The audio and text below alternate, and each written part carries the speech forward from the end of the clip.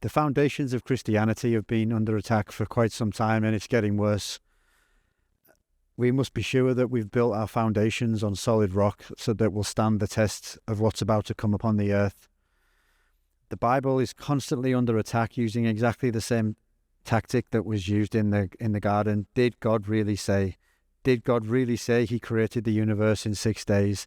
Did God really say that there was a flood that covered the whole earth? If there was no flood, then when Jesus says, as in the days of Noah, Jesus is just quoting fairy tales. And now we have a big problem. It's either all absolutely true or it isn't. There can't be any middle ground. When we accept ourselves to say evolution, that we evolved over millions and billions of years, we dilute the word of God and it loses any authority it has in our lives. Many believe that the Bible's accuracy has been lost over time, or that the Bible text has been corrupted over the many translations, or that it's historically inaccurate, scientifically inaccurate, that Bible prophecy is vague, or that the prophecies were written after the fact, or the New Testament was written centuries after Jesus died, or that it's just a skillfully designed hoax. We're going to look at some facts of history and some archaeological discoveries that prove that that is absolutely incorrect. So what is the Bible? The Bible is 66 books, 39 of the Old Testament and 27 in the New Testament. There's over 15 apocryphal books, and the word apocryphal means of doubtful authenticity. There's a great debate about that, and you could speak for a whole sermon on that, but we're not going to do that here. But because of that, they've been excluded from Western Protestant Bibles. So to quote Chuck Missler, these 66 books penned by over 40 authors who didn't know each other over a 2,000-year period, these books, when you fully read them, you find that there's two principal discoveries. And this is much more than the Old Testament revealed in the New Testament. But what we find is we have a skillfully designed integrated message system. And the second discovery is that we can prove that this information had to have come from outside of our space-time domain. So the Old Testament, again, we don't have time to go through an entire Old Testament survey. So we just want to highlight some of the main foundation stones that we can take away to build our faith. For the Old Testament, many used to say that the translations have been lost over time. It's been translated so many times that it's just lost all of its meaning and it's no longer trustworthy. But between 1946 and 1956, the Dead Sea Scrolls were discovered in 11 caves near the ancient settlement of Qumran on the northwest shore of the Dead Sea. These scrolls include biblical writings, sectarian documents, apocryphal texts, and other literature, with about 230 being biblical manuscripts, dating from around 250 years before Christ to 60 years after Christ. These scrolls are the oldest surviving manuscripts of the Hebrew Bible. They contain portions of every book of the Old Testament, except Esther, and notable complete texts like the Great Isaiah Scroll. Before the discovery of the Dead Sea Scrolls, the primary source for the Hebrew Old Testament was the Masoretic text, with complete manuscripts dating to around the 10th century AD, creating a gap of over 1,000 years from the original writings. The Dead Sea Scrolls versions of Isaiah, for example, it matches over 95% accuracy with the Masoretic text, confirming that the faithful transmission over time and that the translations have not been lost through multiple copies and translations. The New Testament, the number of manuscripts that we've found around the world is absolutely staggering compared to any other ancient text of a similar age.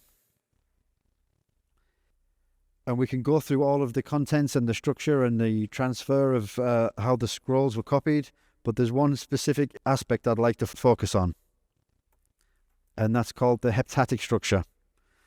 The heptadic structure is the use of number 7 linguistically and grammatically within the text of the first 4 Gospels, well, and throughout the entire Bible, but specifically the first 4 Gospels.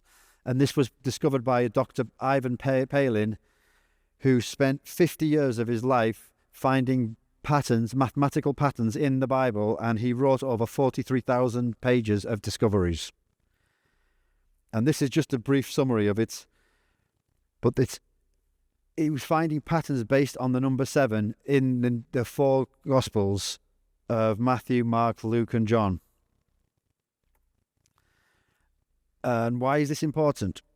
Because now we have advanced computers. We can create copies of these kind of mathematical patterns using what's called the brute force method, where you try every attempt, every combination of letters and numbers to reach the output. So you try one at a time. Only now we have computers, we can do that very fast. The problem is using the heptadic structure is such a complex sequence that as you increase the number of parameters, the number of permutations it would take to try increases exponentially. And you soon get to a massive number of individual combinations that would need to be attempted. In fact, Dr. Palin identified 75, because now we have these high-speed supercomputers, so we could actually do this. And if we had a computer that could run 1 million attempts per second, it would take over 100 trillion years of CPU time to counterfeit this document. Clearly, that's something it's impossible. And for the younger generation who understand encryption and cryptography, you can really see how this is impossible. You have in your hands in the Bible, in the 4 Gospels, a supernaturally authenticated system that has an external a 2-factor authentication system. It cannot be counterfeited, even if we wanted to. And that numerical system has been passed down through the translations. So when people say, "Oh, the translations, it's lost the original meaning, it can't be trusted," that's nonsense. We can trust it, because it wouldn't have this. It would not retain this parameter and many others if that had been happening. The next area I want to look at is prophecy.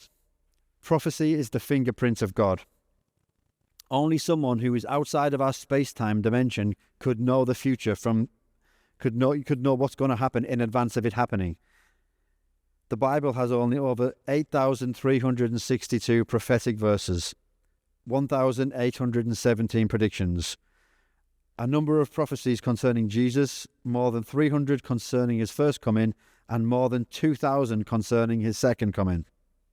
In fact, the Bible has more prophetically to say about the time we're living in right now than even the time when Jesus walked the earth. It has so much to say about the end times that we now find ourselves in. But the most incredible prophecy is found in the book of Daniel, in Daniel 9:24-27. 70 weeks are determined for your people and for your holy city, to finish the transgression, to make an end of sins, to make reconciliation for iniquity, to bring in everlasting righteousness, to seal up vision and prophecy, and to anoint them most holy, to know therefore and understand that from the going forth of the command to restore and build Jerusalem until Messiah the Prince. Now the commandment to restore Jerusalem was the decree of Artaxerxes Longimanus on March the 14th, 445 BC. When we calculate the number of the 69 weeks times 7 days times 365, we get 173,880 days. So we know the day that the commandment was given to restore Jerusalem. So what happens 173,880 days later? That was the day April the 6th, 32 AD. That was the day Jesus walked into Jerusalem as king riding a donkey. Previously, whenever anybody tried to tell Jesus to be king and ruler of Israel, he always rebuked them. But on this time, he even encouraged it. When the rulers of the city said, "Why aren't you going to rebuke your disciples and the people for welcoming the king of Israel?" He said, even if they kept silent, these very rocks would cry out. Here we have history written in advance, where we have carbon-dated manuscripts of Daniel dating it before the events took place. There's so many other examples that we go through, but no other prophecy has this level of precision that so easily proves that this is history in advance. No other so-called holy book has this property of prophecy. It's God's signature. Only one who is outside our space-time domain could have this property. It's very difficult for us to know how could that know the future. But if let's say you're in a parade, and you have the start of the parade where the vehicles are getting ready and the people are getting ready. You have them driving their route, and then you have the end. If you're at any point on that parade, you'll just see them come in and go in as they ride past you. But if you're in a helicopter, you will see the beginning, the middle, and the end from an increased vantage point. And it's the same when you're outside of our space-time. One of Einstein's greatest discovery was of relativity was that time is a physical property, a physical dimension of the universe, and it's not fixed. It varies depending on speed and mass and along other things. So a good example of this is let's assume we're going to go on a hypothetical space mission from Earth to our nearest star, which is Alpha Centauri, which is 4.5 light years away. If the spaceship could travel at half the speed of light, 4.5 light years, it would take 9 years to get there and 9 years to get back. On Earth time, let's say you had two brothers, one stayed on Earth, one went on the spaceship. On Earth time, it would be gone for 18 years, 9 years there, 9 years back. But travelling at that speed, the brother that was on the spaceship would have only been gone for 15 years and 7 months. So when he returned, he would be younger than his brother. So let's increase the speed to this 99.9% of the speed of light. So that would take 4.5 years to travel 4.5 light years and then 4.5 light years back. So for the brother on Earth, it would take 9 years before he returned. But travelling at that speed, the brother on the spacecraft would have only been gone for 33 days. When he returned, he'd be 8 years, 11 months younger than his brother. So this is important because when people ask, how old is the universe? We need to know the age according to which space-time coordinates. If you measure the age on Earth, the moon, the sun, the edge of the solar system, the edge of the galaxy, the edge of the universe, everyone would give a different value because the mass and gravity and speed is different at each place. In fact, Einstein gave us the mathematics to calculate the difference in time. It's called gravitational time dilation. And because of that, we can calculate the age of the universe at the edge of the universe. So at the edge of the universe, there's minimum speed, there's minimum mass, so there's minimum gravity. So time takes place at the lowest speed of all. And Dr. Gerald Schroeder, who, if you look online, he has lots of teachings on this. He's actually calculated this, and he goes through the maths, how you get there.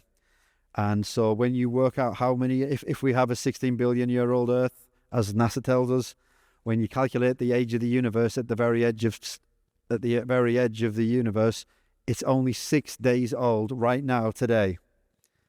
And on top of that, we've now been discovered that the speed of light is actually slowing down.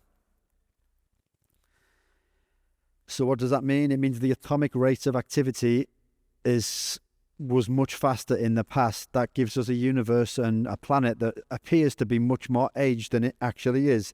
And it also means that our dating methods, and most of them are not actually reliable because they're all based on the atomic rate of activity being constant over time.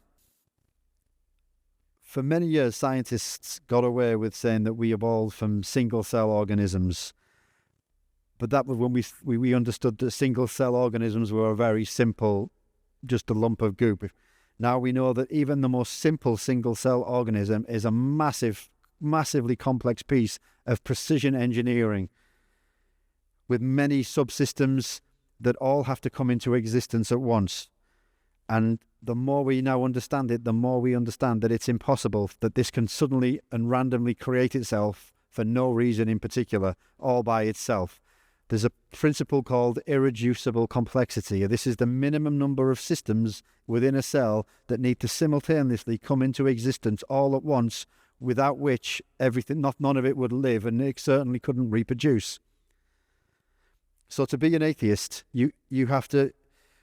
Many atheists mock Christians saying, no, we don't believe in miracles, but that's not true. To be an atheist, you have to believe in just one miracle they ask you to believe, and it's quite a big one. It says, first, there was nothing, and then nothing exploded and created everything.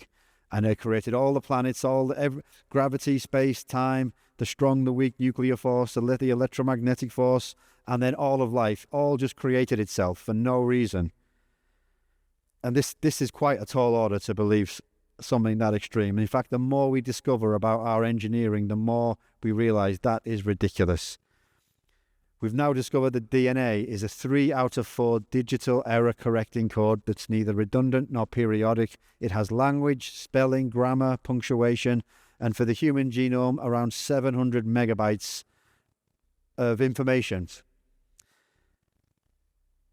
And then there's a second problem for evolution. Randomness is the absence of information, and information is the absence of randomness. Our DNA is filled with language and information. Randomness cannot create information. So the idea that the random mutations created all of this coherent language, spelling, grammar, and information is impossible. It's either random or it's information. And our DNA is clearly information. And then it gets worse for evolutionists, as we still don't know what the master control system is. Every single cell in your body has the information to replicate any other cell in the body. Yet for some reason, everything knows how to build each other. So when a cell reproduces, something has to tell it, is it going to be a kidney cell, a liver cell, a bone marrow cell? And if it's going to be a kidney cell, which kidney cell? What function and topography is that cell going to be? There must be some master control system that's in charge of assembling the whole thing. And currently we have no idea what that is or how it functions. And that's quite a big oversight when it's the most important aspect of any life form or even a plant. Something is in charge of building that into its whole and telling each cell what it's going to be, its function and topography. And we have no idea. And more scientists are now turning from evolution to what they call intelligent design, as they can see that life is so incredibly engineered that it demands that there must be an engineer. Psalms 139:14 says, I praise you because I am fearfully and wonderfully made. Your works are wonderful. So we always thought that conception is just as simple. The sperm goes into the egg and then it divides and divides and divides. But using new photography methods, they've actually photographed the moment of conception. And as life itself begins, there's a flash of light in the electromagnetic spectrum, and there's a huge release of zinc and all kind of metals. It's like a firework display that goes off every time a new embryo is fertilized. This is the spirit of life coming into a cell. Ten film jest pod specjalnym mikroskopem i pokazuje moment poczęcia. W chwili, gdy plemnik wnika do komórki jajowej, pojawia się błysk światła. I światło weszło na świat. I rzekł Bóg, niech stanie się światłość. I stała się światłość. W nim było życie, a życie było światłością ludzi, prawdziwą światłością, która oświeca każdego człowieka przychodzącego na świat. Ja jestem światłością świata. Kto idzie za mną, nie będzie chodził w ciemności, lecz będzie miał światło życia. So we're told in school that electromagnetism is heat, radio, visible lights, infrared lights, ultraviolet lights, but we're now discovering there's actually so much more going on, and our body itself is throwing out huge quantities of electromagnetism. Our heart puts out a 6 meter magnetic field and a 2 meter electromagnetic field that can be measured.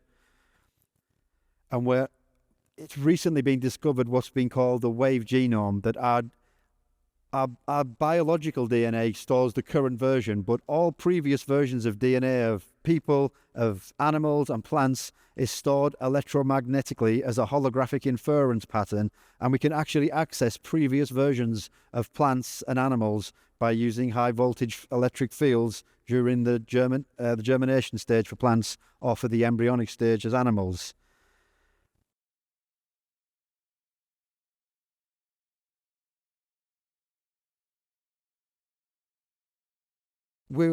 Just as God's a three-part being, we are created in his image. We are mind, body, and spirit. Body, spirit, and soul, as some would say. The spirit is the real you with all the garbage and all the trauma of life removed. There are more and more discoveries that the spiritual side of life interfaces to the body through the electromagnetic fields. And we don't really fully understand it. It seems to be extremely complex. But why is this important? It's important because electromagnetism has no mass. If something doesn't have any mass or weight, then it doesn't interface with gravity, then it cannot interface with the time dimension. The technical term is non-space, non-time, or we would say eternal.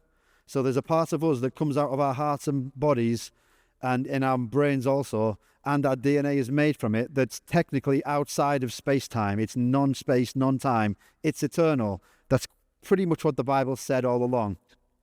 And the idea that we live forever or that there's an afterlife now, that's also under attack. People ridicule that idea. But the more we now discover about this side of life, the more that becomes evident that not only are we spiritual beings made of non-space, non-time material, but we now discover the universe has at least 10 dimensions. We have 3 physical dimensions plus time. That's height, length, and depth. But scientists have proven that there's at least 10 dimensions. There's another 6 spatial dimensions around us right now that we don't see, we don't interface with, but we can measure mathematically. And so this is very important when we're dealing with other spaces, other places described as the different heavens in the Bible, that there are physical places that we can now measure, and we have a nature that's non-physical, that is outside the time dimension, so has the physics capacity to survive the life after death. In fact, they've now found with all these heart transplants they're doing, 20% of the heart transplant patients take on the memories and the behaviors of the donor. They become a different person. The very first lady became obsessed. The very first heart transplant patient became obsessed with her donor. She tried to figure out who it was, and because of the confidentiality, the doctors couldn't tell her. But she lived in a small town, and she knew that the man who gave it to her was in a motorbike accident, and because it was a small town, she was able to figure out who it was, and she took on the memories and personality. There's cases where there was a bin man became a poet. There was a couch potato became a triathlete. There's so many stories of especially with the memories being able to recall. We're so much more than just our brain that we're told. Our heart is a mini brain, and it has the ability to store memories and access memories. And this part of us, if it's electromagnetic, it can never die. It's outside of the space-time. And this is what the Bible has said all along. In the book of Genesis, we're given the genealogy of Adam to Noah. And we just, in our Bibles, we transliterate the names rather than translate. To transliterate means we try to say them how they should sound rather than what they mean. But the Hebrew language is very, each word has its own specific meaning, and that meaning is important. So when we translate the genealogy from Adam to Noah, we find, man appointed mortal sorrow, but the blessed God shall come down, teaching in his death shall bring the despairing rest or comfort. So this is a summary of the Christian gospel that's hidden in the very genealogy from Adam to Noah. So either some Jewish scholars got together and conspired to put that in, to put a message of the Christian gospel, something that they've vehemently opposed all these years, or that God was telling us from the very beginning of time. He knew exactly the mess mankind would find itself in, and it would need a saviour, and that was the very plan from the beginning, to send Jesus. That was the plan from the very foundation of the earth. Another area we look at is the flood. So the flood is not just found in the Bible. There's over 500 accounts around the world of the story of mankind being restarted after a great flood wiped everything out. In Africa, in southwest Tanzania, the story is, once upon a time, the rivers began to flood. The God told 2 people to get into a ship. He told them to take lots of seed and to take lots of animals. The water of the flood eventually covered the mountains. Finally, the flood stopped. Then one of the men, wanting to know if the water had dried up, let a dove loose. The dove returned. Later, he let loose a hawk, which did not return. Then the men left the boat and took the animals and the seed with them. In Asia and China, the Chinese call the classic Hing King. It tells about the family of Fuhai that was saved from a great flood. The ancient story tells us that the entire land was flooded, the mountains and everything. However, one family survived in a boat. The Chinese consider this man the father of their civilization, and the record indicates that Fu Hai, his wife, 3 sons and 3 daughters were the only people that described the Great Flood. It is claimed that he and his family were the only people, and they repopulated the world. There are hundreds of traditions all around the world. It's not just in the Bible. So how do we know that the flood happened? Well, firstly, that the dinosaurs were quickly drowned and buried. We had mammoths that were quickly drowned, and also they were frozen within 72 hours in Siberia, flash frozen. We have petrified forests around 100 miles from the South Pole. Land animals found fossiled in locations below sea level, and sea animals fossils. We have fish fossils found on Mount Everest, and we have land mammal fossils found underneath the sea. And in coal mines around the world, they find all kinds of pots, pans, and man-made tools that were inside the coal. And in fact, in America, when they have these large wooden structures, these wooden bridges for the railroads that were built sort of 200 years ago, the bottom of the wood piles have turned to a low-grade coal. Coal doesn't take millions of years to form. If you put wood under massive amounts of pressure, it forms very quickly. And in the case of America, only 200 years and it's turned into a low-grade coal. And so where did all this coal come from? Something buried these forests under a massive amount of mass and then compressed them down. And the same with the fossils. How do we get fossils? Fossils something has to cover them with sediment and then apply massive amounts of pressure to force it down so that there's no oxygen for decay, and then it's just put under huge amounts of pressure. We don't get new fossils found today, or very rarely, and only in extreme circumstances. So in the fossil record, we have an entire world of life that suddenly was encased in mud and sediment, put under huge amounts of pressure. What kind of natural catastrophe could do that? That's exactly what a flood would do. And then we have the Mississippi River Delta. This is the opening of the mouth of the River Mississippi. When they do sonar scans to keep it clear, and they look at how much total sediment's there, and they look at how much is there every year, and if you divide the total by the annual deposits, you get around 4,000 years of sediment deposits. And then you go to the River Nile, or the Ganges, or the Euphrates, or the Amazon, and you find exactly the same thing. There's around 4,000 years of sediment at the mouths of every major river system on the planet. Something happened 4,000 years ago that reset the seafloor so that the sediment was deposited from then. And the flood, the Grand Canyon, for example, the example that a small river could cut out that huge flow over millions of years, it just doesn't work. When you run the computer models, it just doesn't work. It needs a cataclysmic, massive amount of water flowing to cut that kind of channel. And we have mid-oceanic mountain ranges. We have submerged canyons on the seafloor. We've got massive magnetic variations. The fact that we have coal and oil formations, this is life that's being compressed and buried under massive amounts of new sediment, which is then dried out and turned into sandstone and all kinds of rock. The mammoths frozen, something.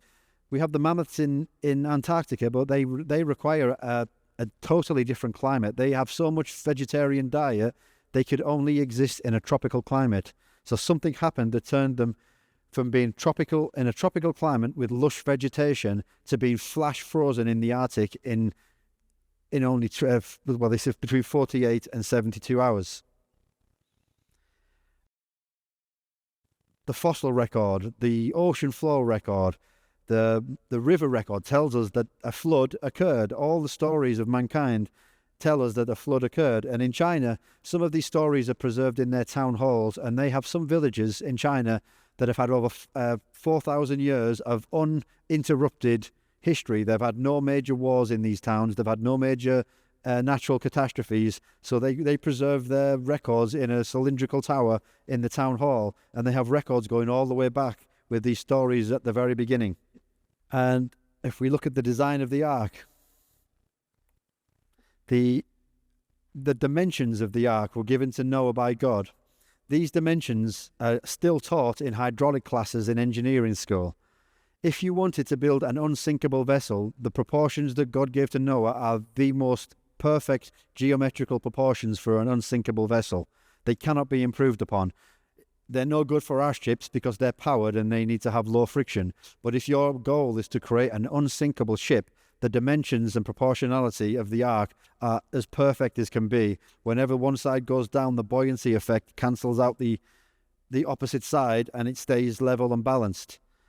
How did Noah know that unless God had told him? And then we go to Mount Sinai. The locals know this mountain as Jebel Musa, Moses' mountain. And now that it's been opened up, we have expeditions that have gone there. And this picture shows the top. This is not a shadow. The very top of the mountain has been burnt, and the rocks have been vulcanized from the outside in. So they're burnt on the outside, but not on the inside. Just as the Bible said, the fire of God came down. Then we have the rock that was split by where Moses struck his staff on the rock, and the rock split open and give water. And at the bottom of this rock, you have water erosions. The signs of water erosion. It's long since dried up, but we can clearly see that water once ran down this and cut this path. Another amazing discovery in the Bible is in the book of Numbers, in chapter 2. This lays out the formation of the camp for the Israelites were told how they must camp, and they were told that they had to camp either north, south, east, or west. And as we know from the teachings of the rabbis, they absolutely vehemently stick to every single detail. So if they're told to camp north, they're not going to camp northeast or southwest. North is north, south is south, east is east, west is west. And we're given the specific numbers of each of the 4 tribes, well, the 12 tribes, but in the 4 directions that were grouped together. And so if we map this out, what does it look like? Well, we had the Levites in the middle with the tabernacle.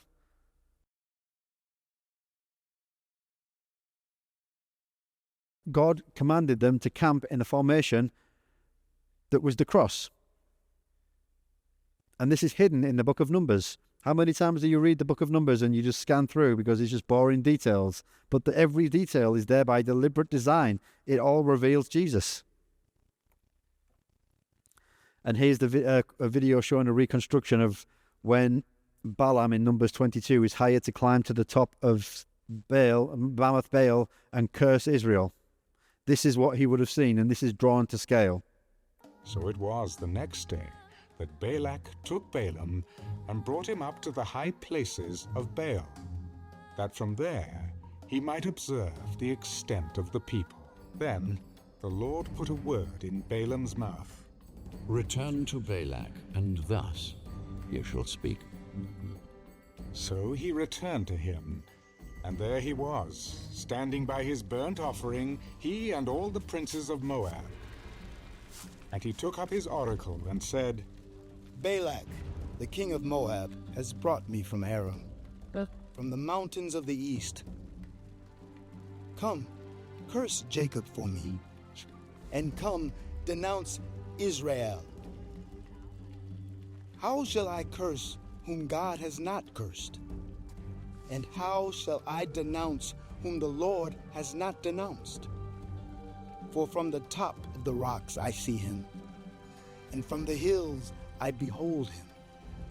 There, a people dwelling alone, not reckoning itself among the nations. Who can count the just of Jacob, or number 1/4 of Israel? Let me die the death of the righteous, and let my end be like his. And another area is circumcision. God told the Israelites to circumcise children on the 8th day. And it turns out the 8th day is when vitamin K and a chemical called promethazine levels, they reach the maximum level that they'll ever be in life. And on the 8th day of a boy's life, this is the maximum level, and then they drop down and level off for the rest of their life. The 8th day is the optimal day for blood clotting and avoiding and minimizing infection.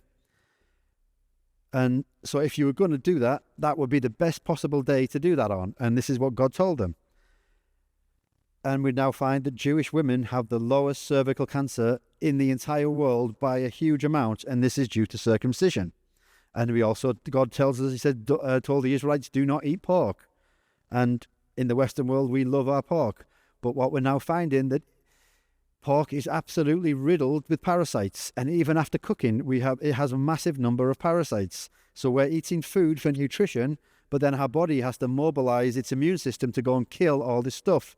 And they're finding that within 8 hours of death, if a person who eats lots of pork is not put on in a morgue or on ice, their body starts being filled with maggots from the inside, and this is all coming from pork. And this is what God told us from the beginning. And many other things that you hear that get mocked by the world. God says, don't mix fibres in clothes. And obviously that's nonsense, because we're so clever than that. We're much cleverer than that now. So we've been mixing fibres all this time. And what's happened? Now we have this thing called microplastics, where all these fibres that are mixed and all these man-made polyesters of tiny microscopic aspects of plastic have been coming off, and now they've completely contaminated the food supply. They're in the animals, they're in the animals' feed, they're in the water, they're now in us, and now they're finding them in our brains, and all because we think we know better. In 1 Corinthians 1:25, it says, the wisdom of God is foolishness to man. So there are so many discoveries in the Bible. But what does it reveal? Firstly, it reveals God, that he exists, that he's real, that he created the world, and he created us.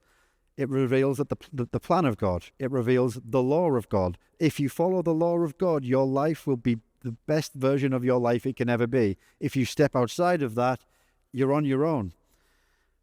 The Bible reveals the predicament of man, and it also reveals the solutions for man's predicament. Jesus, cover to cover. Once you understand that the Word of God is the Word of God, and you accept it on that premise, and you read it, you'll find Jesus is on every page from the Old Testament to the New. It is all about him. The Bible gives us the rules of life.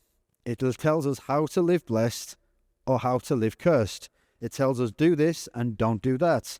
And we often think of this as like a disciplined father that's telling us, you don't do this, don't do that, don't do this. But this is not the way it is. It's saying, if you want the best version of your life, this is how you play by the rules. And many people don't read it, and they're playing blind. It's like playing Monopoly.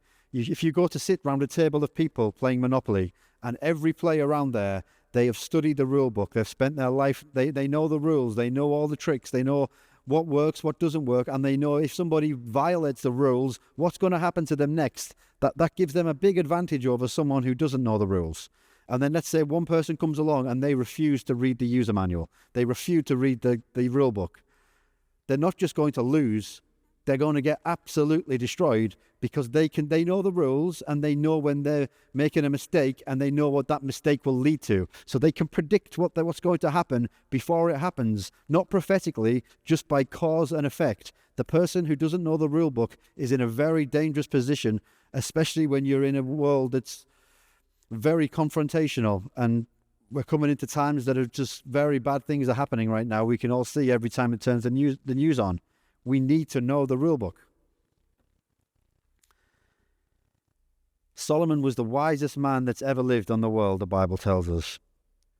And his summary on life was 2 discoveries. The first one is in Ecclesiastes 12:13. Let us hear the conclusion of the whole matter. Fear God and keep his commandments, for this is man's all. For God will bring every work into judgment, including every secret thing, whether good or evil. The Bible says we reap what we sow. And we all see this in life. Other people call it karma. You can see that you do things and the very same thing happens to you. Why does that happen? From the physics perspective, it's called the law of thermodynamics. Every action has an equal and opposite reaction. We're all built of particle physics. So everything, when that works its way up to the human experience level, we say we reap what we sow. And this cannot be escaped. We will all reap what we sow. And that's what the whole message of Jesus is. We sow. We know what we should do, but we don't do it. And we know what we shouldn't do, but we do it. So we all get in a mess, which is why Jesus is needed to reap what we sowed so that we can reap what he sowed. This is the message of God. This is the message of Christ. He knew we would get in a mess and that we would need a savior. And by sending Jesus to die in our place, he reaped the evil we deserve so that we can reap the good that he deserves. And in that, it shows the nature of the Father who did that and set all of that up in advance, knowing exactly where we'd end up. The second discovery was from Solomon was Proverbs 2:23. Above all else, guard your heart, for everything else flows from it. Our thoughts determine our speech, and our speech manifests our thoughts into the world.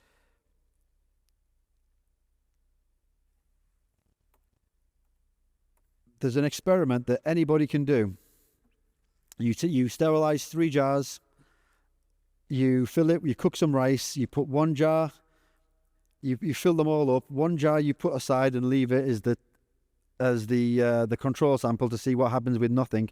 The other 2, one of them you speak words of blessing over, and the other you speak words of hate over.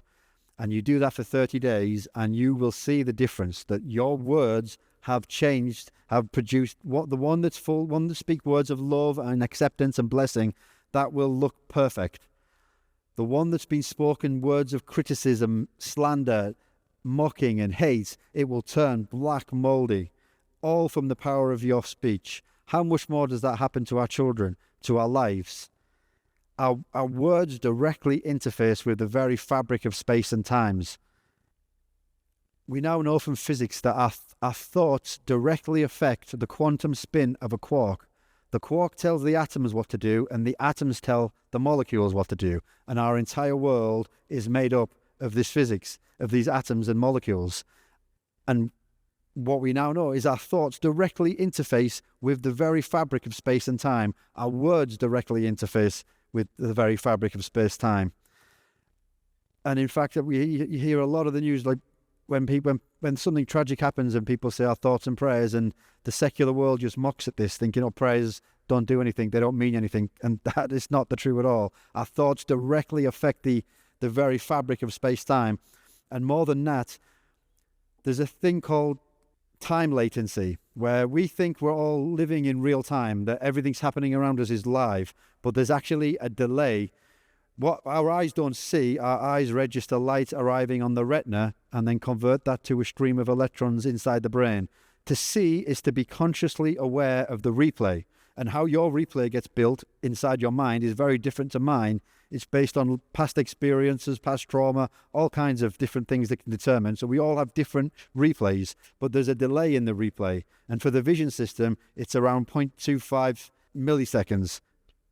The audio is around 0.15, and the touch is about 0.13. So there's a delay. So our experience of reality, what we're seeing, you're hearing the words coming from my mouth, but there's a delay from the audio to travel from the speaker to your ear. There's a delay for the ear to vibrate, and then there's the processing delay for your consciousness to be aware of the replay and actually hear the words. So the real-time moment of now is where all the creative power or potential of the present moment exists, but our design of the body is just behind real time, so we're not actually interfacing with that. You'll often hear sportsmen say, I was in the zone. What do they mean by that? If you ever played video games, you'll know what this is, or if you've played sports, you'll know what this is, where you have the perfect game. You're just in an almost meditative state where you're just able to be in position faster than ever. If you're on a computer game doing driving games, you're able to do the perfect lap. If you're in tennis, you're just able to get the perfect shots one after the other, and you're in a perfect state of peace. And what is that? What's happening there? You're able to interface with the real-time moment through some kind of extrasensory capability. And the only way you can be there is in a state of peace. That's why you often see sportsmen trying to get in the heads of their opponents. They try to create all these silly controversies and just cause anger and frustration in the opponents. What are they doing here? They're trying to keep them out of that zone. They're trying to keep them in a state of frustration, because when you're not, you can only get in that place in a time when you're perfectly at peace. God says, "Be still and know that I am God." Any Christian who spent time in prayer and with God, you know that when you're in that peaceful state of meditation, on His Word and at rest, you know that that's when you get revelation that comes, and the secular world can't explain how that comes. Sometimes you get new revelations, new ideas, even new words that drop into your vocabulary that you didn't know, but you suddenly now know. What mechanism is actually making that happen? It's the same in sports. When you're at the perfect game, when you're in the perfect state of peace, you're able to perform at your absolute peak. And by the opposite, when you're in a state of stress and anger and frustration, your cognition delay actually slows down, and you're going to play a worse game than you would normally because of that delay. So why is this important? It means that only through our thoughts and prayers can we actually influence the very states, the very real-time moment of now where creation is unfolding at the atomic level. And our speech, so we've decided to speak and our words are going out and they can interface with that moment. So our speech and thoughts have the ability to interface with the very fabric of space-time in the real-time moment of now. But when we're watching and reacting through our physical senses, we're just behind real-time, where the creative potential of the present moment is lost. So this prayer is so much more important than we give it credit for. You might not see the effects immediately, but it's the only way that we can actually influence creation as it's unfolding in real time. If for the younger generation, you've probably heard people say that we live in a holographic simulation. And if you look at the quantum physics, that's actually the most technically accurate version of what we live in. We live in a world that has to be inside of another world, which is what the Bible says. If I say to you that this table isn't real, and you say that it is real, my statement that it's not real is more accurate by 99.159%. That's how much empty space is in this. The amount of space that's actually in an atom is almost nothing. There's almost nothing there. The particle mass is minuscule. It's almost entirely made of empty space. It looks solid because the wavelength of light is bigger than the gaps, so it reflects and you can see it. It feels solid because the electrons in my fingers are repelling against the electrons in the atoms of the table. So it looks solid, but it's actually a vibrating mass of nuclear and electromagnetic energy. Everybody forgets about the nuclear. There's enough potential energy in here to completely wipe out Nyssa if it was released all at once. And this is what makes up our physical world. And this is what the Bible said all along. We live in a world within another world. There are other dimensions around us that we don't even understand fully. But we have a source of truth that tells us that there are other places outside of the places that we see, and other beings potentially dwell there that we're told about in the Bible. Science is confirming this. What does this tell us? What does Jesus say? What do we need to do? The Bible says, believe in Jesus and be saved.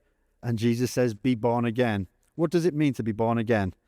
It means that the Spirit of God has come into you and you are transformed on the inside. You think differently, you speak differently, you understand differently. You're still the same person, but everything changes. And you know that this has happened to you. And I can tell you that it's happened to me, and you can either believe me that I'm telling the truth, you can either think I'm just making it up, or you can think I'm deceived. But that's up to you. But all we can do is tell people that we've had this encounter with God, that it's real and it's transformed us, and we get to see it all the time. Every time someone gets saved, before I was saved, I used to swear like a sailor, and then within one day, it had gone.